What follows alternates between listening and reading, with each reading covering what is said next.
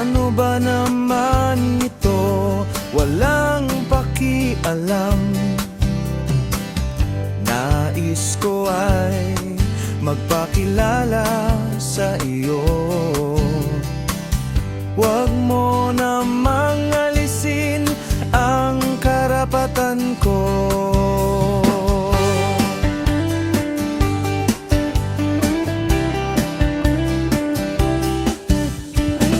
Nakaupo siya sa isang madilim na sulok,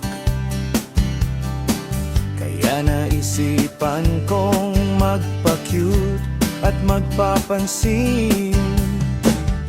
Sabihin man nilang ako ay bata pa, talaga naman tuloy pa rin. Kung nais mong ika'y lumuha, sana'y dinggin ang suyo ng damdamin ko.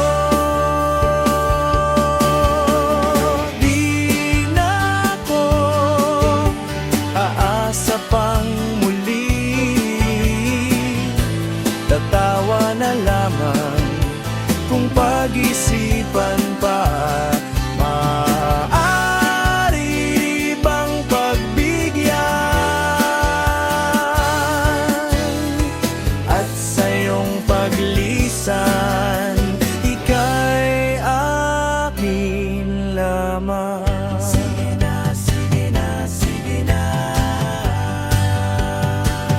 Asa ka ba?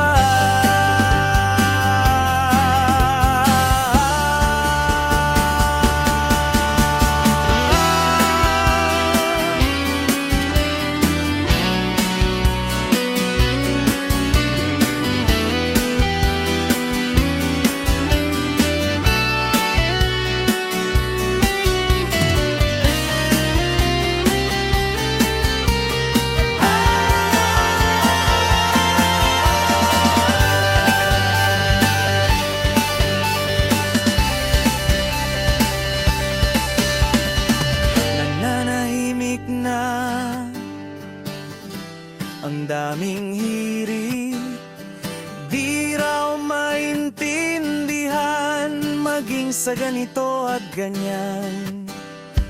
Bakit ba ika'y multo sa paningin? Nauubos na ang oras,